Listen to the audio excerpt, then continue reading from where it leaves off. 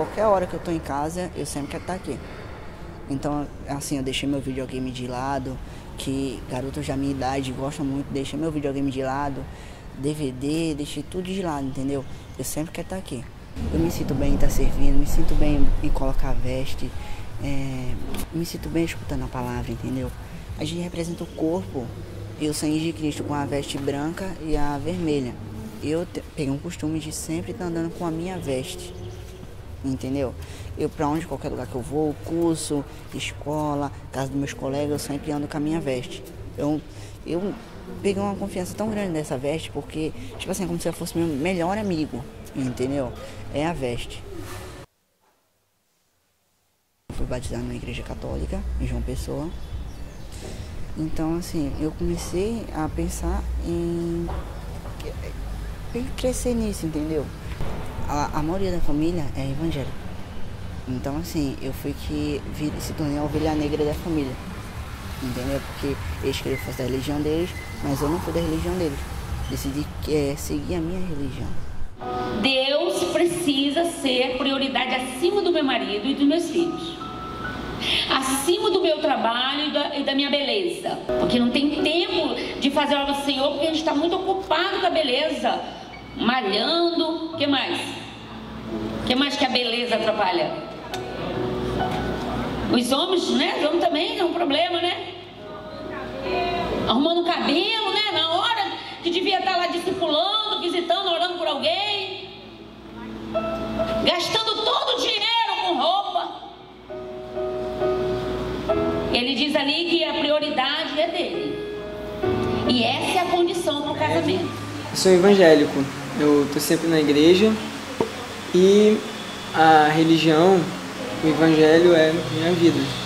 A minha fé, ela não é algo restrito a 4 paredes ou a uma reza repetida ou a uma imagem.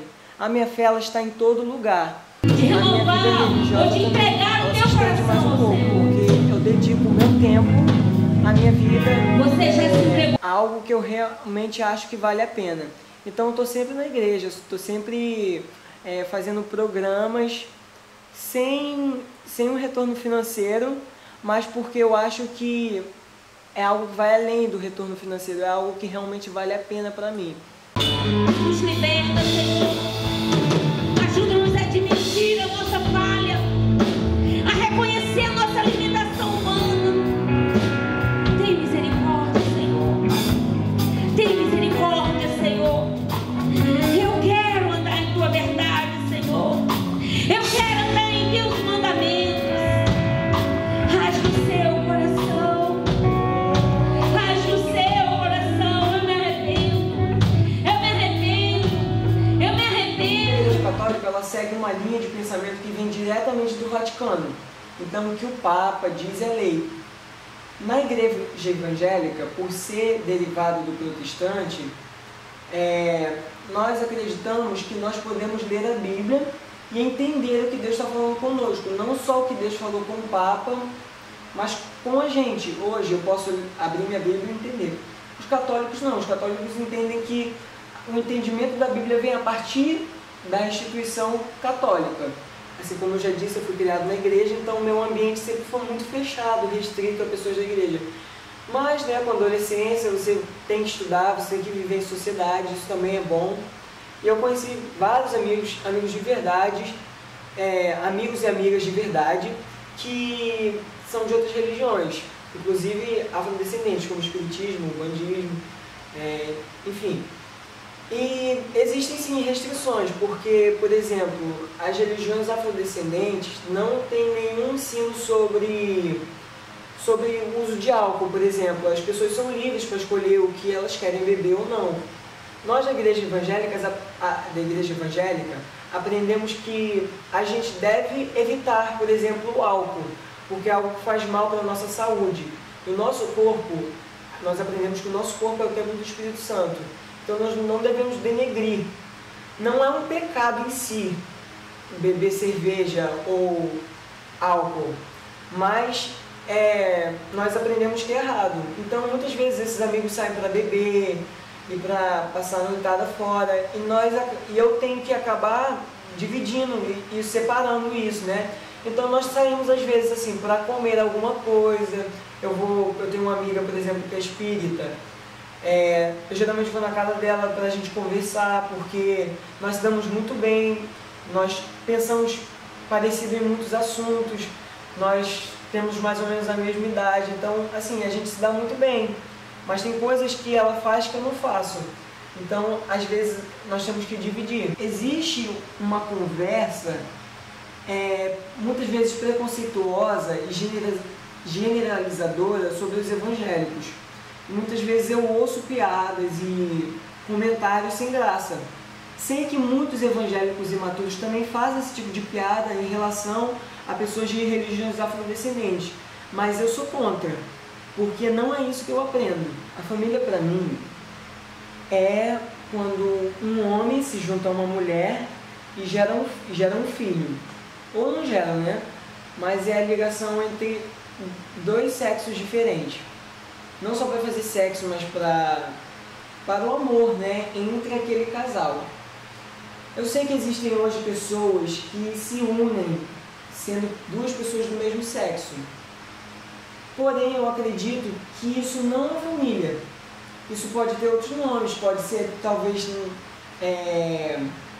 judicialmente tratado como família, mas o termo família veio de algum lugar e sempre foi considerado homem e mulher.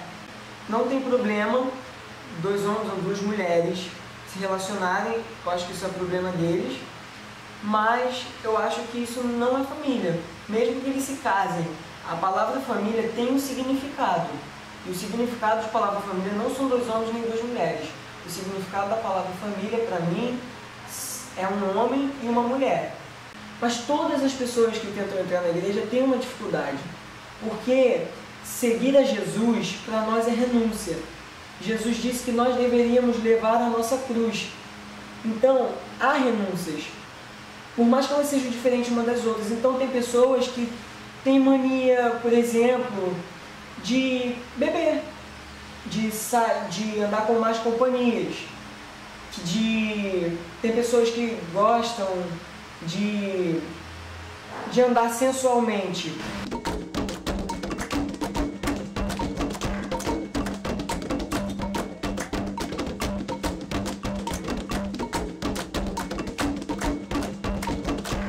Maria Vitória de Jesus, idade de 73 anos, veio no dia 3 de novembro. Nasci, eu fui batizada, crismada, tudo na igreja católica. Quando eu virei no santo, eu tinha 11 anos. Foi na cozinha do restaurante onde minha mãe era cozinheira. Depois a minha mãe fez algumas oferendas, aquietou tudo, e eu fiquei um longo tempo sem ninguém aparecer. Depois eu entrei para o terreiro de Umbanda e hoje eu frequento uma casa de candomblé. Bem, na minha família quase todos são católicos.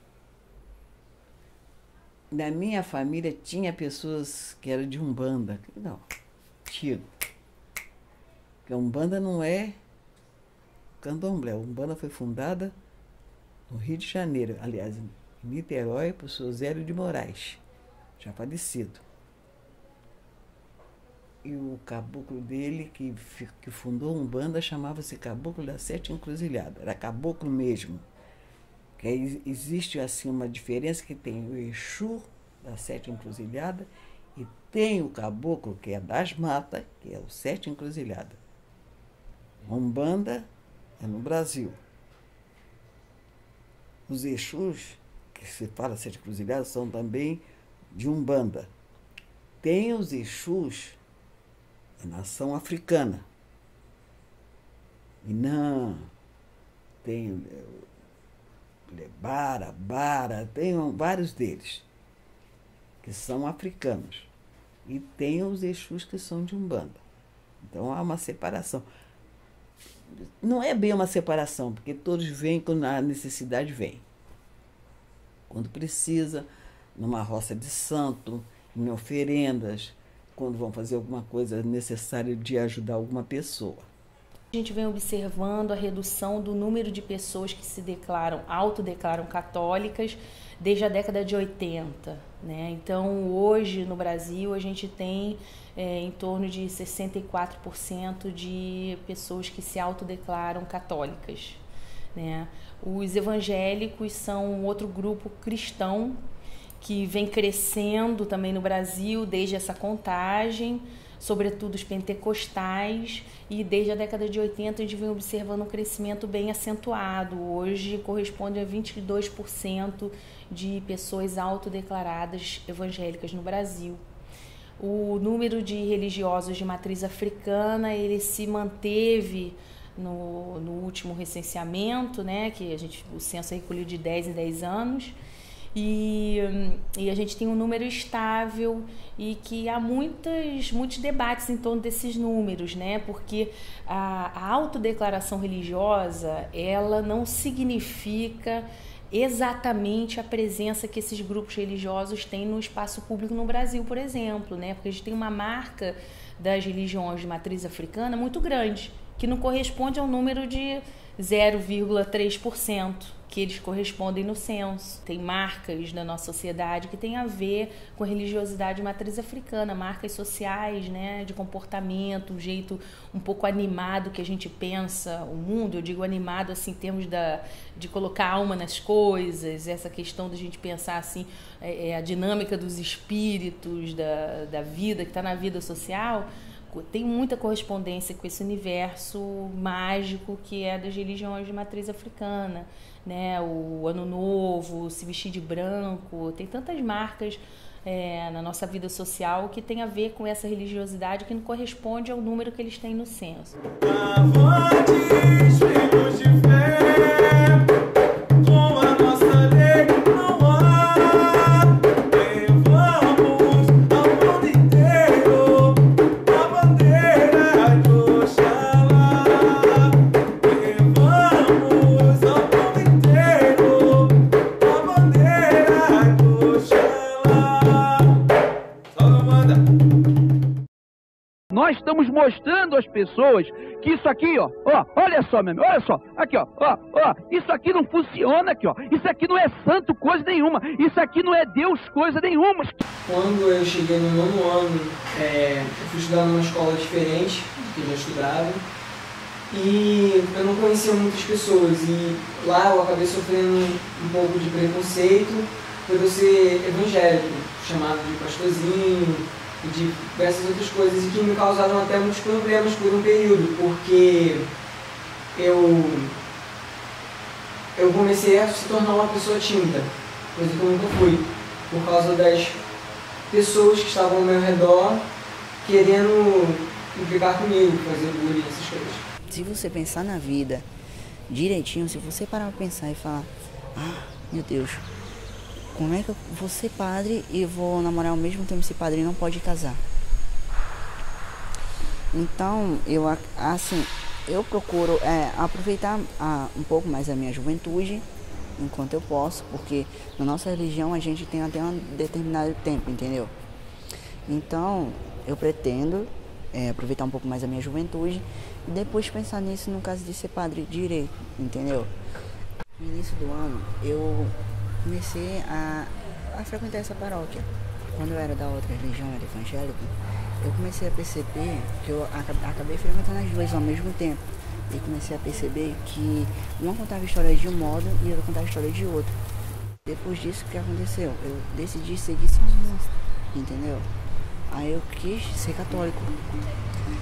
Mas também foi assim, algumas pessoas falam,